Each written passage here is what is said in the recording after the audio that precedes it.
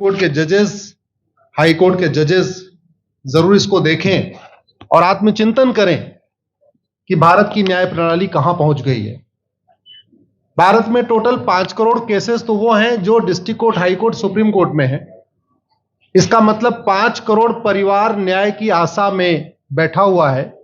On an average एक परिवार में 6 आदमी रख लीजिए, तो यानी 30 करोड़ लोग न्याय की आस लगाए बैठे हुए हैं। 30 करोड़ का मतलब एक अमेरिका, 30 करोड़ का मतलब 15 ऑस्ट्रेलिया, 30 करोड़ का मतलब 7 कनाडा, 30 करोड़ का मतलब 1.5 ब्राजील। इतने लोग भारत में न्याय की आस में बैठे हुए हैं। और ये 5 करोड़ केस तो वो हैं जो district court, high court, supreme court में है। इसके पैरेलल हमारे देश में एक और जुडिशियल सिस्टम है, उसको कहते हैं तहसीलदार, एसडीएम, एडीएम, डीएम, कमिश्नर, जहां पे चकबंदी के मुकदमे चलते हैं। वो इस 5 करोड़ में काउंटेड नहीं है। जो तहसीलदार के यहां मुकदमा होता है, एसडीएम के यहां मुकदमा होता है, एडीएम के यहां होता है, डीएम के यहां होता है, चकबंदी अधिकारी जिसको सीओ कहते हैं, डीडीसी कहते हैं, एसओसी कहते हैं, वो इसके पैरेलल में है और 5 करोड़ मुकदमे वहां पे भी चल रहे हैं। इसका मैं लाइव एग्जांपल देना चाहूंगा भारत की ब्लैक जस्टिस सिस्टम का। 1985 में जौनपुर में एक 10 बीघे जमीन का मुकदमा शुरू हुआ था। अभी वो सबसे नीचे पायदान पे है, जिसको कहते हैं चकबंदी अधिकारी। 1985 में मुकदमा शुरू हुआ, 2023 आ गया, लगभग 37 साल बीत चुके। 37 साल में यह नहीं तय हो पाया कि असली विल कौन सी है। 2 लोगों ने क्लेम किया, वो कह रहे हैं मुझे विल मिली है, वो कह रहे हैं मुझे विल मिली है। 37 साल में यह नहीं डिसाइड हो पाया असली विल किसकी है। अगर मान लीजिए आज डिसाइड हो जाए तो सीओ के बाद एसओसी, एसओसी के बाद डीडीसी, डीडीसी के बाद हाई कोर्ट, हाई कोर्ट के बाद सुप्रीम कोर्ट, यानी अभी 35 साल और लगेगा, 70 साल लगेगा। सेकंड जनरेशन मुकदमा लड़ रही है, ऑलरेडी सेकंड जनरेशन मुकदमा लड़ रही है और इसी स्पीड से काम हुआ तो मुझे लगता है थर्ड जनरेशन आके मुकदमा जाके तब जाके सुप्रीम कोर्ट पहुंचेगा। दूसरा एग्जांपल, एक ग्लेरिंग एग्जांपल आपको देता हूं। 1971 के वॉर में पाकिस्तान में बम फेंकने वाले, पाकिस्तान के फौजियों के बहुत सारे बैंकर तोड़ने वाले एक कर्नल कबोत्रा है, पंचकुला में रहते हैं। दुश्मनों को उन्होंने दांत तोड़ दिए। आज 2000 से उनके मकान पे किसी ने कब्जा किया हुआ है। 2023 आ चुका है, 23 साल में वो अपने मकान को नहीं छुड़ा पाए। अभी मामला पंचकुला की डिस्ट्रिक्ट कोर्ट में है, उसके बाद चंडीगढ़ हाई कोर्ट जाएगा, फिर सुप्रीम कोर्ट जाएगा। तो 23 साल में वो सबसे नीचे पायदान पे है। वास्तविकता यह है, अंग्रेज चले गए, अंग्रेजी कानून यहीं छोड़ गए, अंग्रेजी व्यवस्था यहीं छोड़ गए। यह व्यवस्था भारत में न्याय देने के लिए नहीं बनी थी। यह जो न्यायिक जुडिशियल सिस्टम था भारत में जो बनाया गया, वो केवल और केवल भारत को लूटने बांटने के लिए बनाया गया था। चूंकि कानून वही चल रहा है, जुडिशियल सिस्टम वही चल रहा है, इवन हमारा ड्रेस भी वही चल रहा है।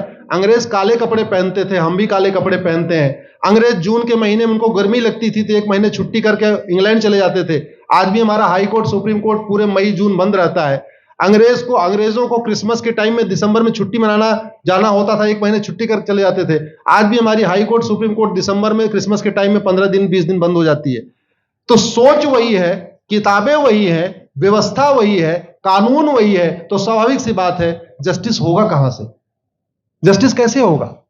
हम 2023 में 1860 का इंडियन पिनल कोड लेके घूम रहे, 1861 का पुलिस एक्ट लेके घूम रहे, गवाहों के बयान 1872 के कानून से हो रहे। हमने सब कुछ वर्ल्ड क्लास कर लिया, लेकिन अपने जस्टिस सिस्टम को कंपेयर करने की कोशिश ही नहीं किया। जितने में एक एयरपोर्ट बनता है, एक एयरपोर्ट बनाने में 25,000 करोड़ की लागत आती है। अगर हमारी सरकारों ने एक एयरपोर्ट की कीमत जुडिशियल सिस्टम पे खर्च कर दिया होता तो हमारी न्यायिक व्यवस्था अच्छी हो गई होती। आज घटिया, चूंकि अकाउंटेबिलिटी नहीं है, जुडिशियल सिस्टम में कोई अकाउंटेबिलिटी नहीं है। किसी के साथ न्याय हो जाए, अन्याय हो जाए, कोई फर्क नहीं पड़ता। निर्दोष को जेल हो जाए, जज की कोई अकाउंटेबिलिटी नहीं। दोषी को बेल हो जाए, जज की कोई अकाउंटेबिलिटी नहीं। लाखों लाख लोग जेल में सड़ रहे हैं, लाखों धोखेबाज भ्रष्टाचारी बाहर घूम रहे हैं। मूल कारण है ब्लैक जस्टिस सिस्टम। आपने बहुत अच्छा आपने इस पे वेब सीरीज बनाया है और इस देश में world class airport, world class highway, world class shopping mall, सब कुछ वर्ल्ड क्लास बना लिया। इनफैक्ट अपना मोबाइल का डेटा सुरक्षित रखने के लिए हमारे सांसद, विधायक, जज आईफोन भी यूज करते हैं, अमेरिका का आईफोन यूज करते हैं, हमारा डेटा सुरक्षित हो जाए। लेकिन भारत सुरक्षित हो जाए उसके लिए यह नहीं देखते कि जापान में कौन सा कानून है, अमेरिका में कौन सा कानून है, सिंगापुर में क्या अच्छा चल रहा है। कनाडा में रेंट का मामला एक डेट में खत्म होता है। सिंगापुर में अभी कुछ दिन पहले एक व्यक्ति के पास 900 ग्राम गांजा पाया गया, उसको फांसी हुई है। दोबारा वहां ड्रग स्मगलिंग होगी क्या? तो भारत में चाहे वो ड्रग स्मगलिंग है, माफिया राज है, ह्यूमन ट्रैफिकिंग है, इन सब के लिए हमारा जस्टिस सिस्टम जिम्मेदार है। कोई भी अपराध होता है उसमें दो पक्ष होता है, एक पीड़ित, एक अपराध करने वाला। जो पीड़ित होता है वो चाहता है जल्दी उसको न्याय मिल जाए, अपराध करने वाला चाहता है मुकदमा लंबा चले। भारत का न्यायिक सिस्टम अपराध करने वाले के साथ खड़ा है। बलात्कारी चाहता है उसका मुकदमा 30 साल चले और मुकदमा 30 साल चलता है। भू माफिया चाहता है कि गरीब की जमीन पे कब्जा कर ले, उसका मुकदमा 50 साल चले और आज की डेट में मुकदमा 50 साल चल रहा है। इसका मतलब वर्तमान न्यायिक सिस्टम बलात्कारी के पक्ष में है, भू माफिया के पक्ष में है, ड्रग स्मगलर के पक्ष में है, ह्यूमन ट्रैफिकर के पक्ष में है, नक्सलियों के पक्ष में है, माओवादियों के पक्ष में है, जो लोग देश विरोधी काम कर रहे हैं उनके पक्ष में है। 40 साल 50 साल के बाद किसी व्यक्ति ने मिलावट करके लोगों का स्वास्थ्य खराब कर दिया, उसको 50 साल के बाद सजा हो रही है। इस बीच उसने कम से कम पता नहीं कितने लोगों का और भी कर दिया। तो ये जो जस्टिस सिस्टम होता है दवा की तरीके काम करता है।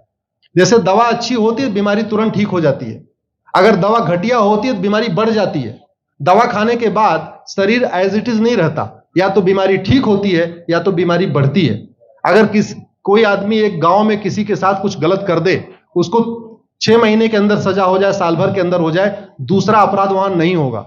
लेकिन अगर उस व्यक्ति को पनिशमेंट नहीं मिला तो स्वाभाविक सी बात है उसने उसको और मोटिवेट कर दिया। कहते नहीं ऐसे बुखार है, तुरंत 2 गोली खाइए बुखार ठीक हो गया, लेकिन अगर आपने दवा नहीं खाई या गलत दवा खा लिया तो टाइफाइड होगा या निमोनिया होगा। दुर्भाग्यवश ये हमारा जस्टिस सिस्टम यही कर रहा है। आज की डेट में जितनी समस्याएं हैं, चाहे वो घूसखोरी है, जमाखोरी है, मिलावटखोरी है, कालाबाजारी है, नशा तस्करी है, मानव तस्करी है, सोना तस्करी है, ड्रग स्मगलिंग है, या नक्सलवाद है, या माओवाद है, या कट्टरवाद है, जो भी समस्याएं हैं, उसका एक बहुत बड़ा कारण यह है कि हमारा जस्टिस सिस्टम उसको टैकल नहीं कर पा रहा है, उसको पकड़ नहीं पा रहा है, और इसीलिए भारत में अराजकता है। मैं तो इतने जानता हूं, ऐसी कोई बीमारी नहीं जिसकी कोई दवाई नहीं, ऐसी कोई समस्या नहीं जिसका कोई समाधान नहीं। हम हर चीज के लिए बाहर से चीजें खरीदते हैं, तो हम ये क्यों नहीं देख रहे हैं कि आखिर चाइना का जस्टिस सिस्टम कैसा है, सिंगापुर का कैसा है, कनाडा का कैसा है, फ्रांस का कैसा है और अमेरिका का कैसा है। हम क्यों नहीं बेस्ट प्रैक्टिसेस उनकी अडॉप्ट कर लेते। दुनिया के कई देशों ने नार्को पॉलीग्राफ ब्रेन मैपिंग कानून बना दिया। मेरी बहन दीपिका नारायण बैठी हुई है, ये लगातार फॉल्स केसेस के खिलाफ, इनको मैं देखता रहता हूं, एक्टिव रहती है। एक कानून बन जाए नार्को पॉलीग्राफ ब्रेन मैपिंग और कंप्लेन पे अंडरटेकिंग ले लिया जाए कि जो कुछ मैं शिकायत कर रहा हूं इसके लिए मैं अपना नार्को पॉलीग्राफ ब्रेन मैपिंग कराने के लिए तैयार हूं, हजारों की संख्या में फेक केसेस खुद ही खत्म हो जाएंगे। आज की डेट में लोग जुडिशरी की लापरवाही के साथ साथ फर्जी केस से परेशान है, फर्जी गवाही से परेशान है, फर्जी एफआईआर से परेशान है, हजारों परिवार परेशान है। कई बार देखा गया कि जो फैमिली के केसेस होते हैं उसमें कितने सारे फेक केसेस भी आ रहे हैं। तो जो वास्तव में दोषी हैं उनको पनिशमेंट नहीं मिल पा रहा है, जो निर्दोष हैं उनके खिलाफ फर्जी केसेस हो रहे हैं। आज की डेट में गांव में एक दबंग अगर जमीन कब्जा कर लेता है, किसी की हिम्मत नहीं पड़ती उसके खिलाफ कोई गवाही दे दे। लोगों को अपनी जमीन छुड़ाने में 30-30 साल लड़ना पड़ रहा है, 35 साल लड़ना पड़ रहा है। अगर 30 साल 35 साल के बाद कक्कड़ जी उसको अपनी जमीन मिल भी गई तो उसके साथ न्याय कहां हुआ? 35 साल में उसका टाइम बर्बाद हो गया, 35 साल में उसका पैसा बर्बाद हो गया, 35 साल वो मेंटल ट्रॉमा में रहा, 35 साल उसने तारीख पे तारीख झेली है। और मैं तो डिस्ट्रिक्ट कोर्ट में कई बार जाके देखा, ऐसे परिवारों को देखता हूं जिनके पास बस से आने के लिए पैसा नहीं है, साइकिल से आते हैं। ऐसे परिवारों को देखता हूं जो चाय नहीं पी सकते अपने पैसे से, बेचारे घर से रोटी बांध के और अचार लेके आते हैं, लेकिन वहां मजबूरी में वकील को पैसा देते हैं। तो हमारी कोर्ट कचहरी वास्तव में दलाली का अड्डा बन गया है, हमारी कोर्ट कचहरी भ्रष्टाचार का अड्डा बन गया है। और मैं दुख के साथ कहना चाहूंगा, अदालतों में न्याय हो नहीं रहा है, बल्कि न्याय बिक रहा है। जिनके पास पैसा है, वो कि उन्होंने कितना बड़ा क्राइम किया हो, मर्डर किया हो, रेप किया हो, उनको जमानत हो रही है, और जिनके पास नहीं है वो बेचारे जेल में सड़ रहे हैं। कई बार तो देखा गया, मैंने मेरे मर्डर किया एक्स अनंत सिंह ने, लेकिन एक्स अनंत सिंह बाहुबली थे, उन्होंने थानेदार को 20 लाख रुपए दिया, वो वाई अनंत सिंह को लेकर जेल में डाल दिया, नाम वही है। अब उसके बाद क्या हुआ, 20 साल मुकदमा चला और फिर सबूत के अभाव में छूट गया। तो जिसने मर्डर किया वो तो कभी जेल गया ही नहीं, एक निर्दोष जेल गया, 10-20 साल के बाद उसने अपना जमीन बेचा, सब कुछ किया, माँ बाप सब कुछ तबाह हो गए, फिर वो सबूत के अभाव में छूट रहा है। तो सबूत के अभाव में अगर 20 साल के बाद छूट भी गया हो, उसका 20 साल कौन लौटाएगा? उसके 20 साल के लिए कौन जिम्मेदार है? उसके 20 साल जो बर्बाद हुआ, उसके लिए संविधान की शपथ लेने वाले जिम्मेदार हैं। संविधान के प्रियम्बल में लिखा है, हम आपको जस्टिस देंगे, हम आपको न्याय देंगे। न्याय देने की जिम्मेदारी किसकी? जिन्होंने शपथ लिया। शपथ कौन लेते हैं? जजेस लेते हैं, सांसद, विधायक, मंत्री लेते हैं। तो आज की डेट में अगर लोगों को न्याय नहीं मिल रहा है, तो इसके लिए वही जिम्मेदार हैं जो संविधान की शपथ लेते हैं। संविधान की शपथ लेने वालों को वेतन, भत्ता, गाड़ी, बंगला इसीलिए मिलता है कि लोगों को न्याय मिल सके, फास्ट जस्टिस मिले, कंप्लीट जस्टिस मिले। अनफॉर्चुनेटली कंप्लीट जस्टिस मिलने में तो 50-60 साल लग जाता है, फास्ट जस्टिस तो सपना हो गया है। इसलिए आज आपने जो ये वेब सीरीज बनाई है, मैं आपको धन्यवाद देता हूं। एक ऐसे विषय पे जिसपे कोई टच नहीं करता, लेकिन जिससे करोड़ों लोग पीड़ित हैं। मैंने कहा ना, 5 करोड़ लोग सीधे district court, high court, supreme court के केसेस से पीड़ित हैं, और 5 करोड़ मुकदमे एसओसी, डीडीसी, तहसीलदार के यहां चल रहा है। तो अगर 5 करोड़ से 30 करोड़ लोग इधर पीड़ित हैं, तो उधर भी पीड़ित है।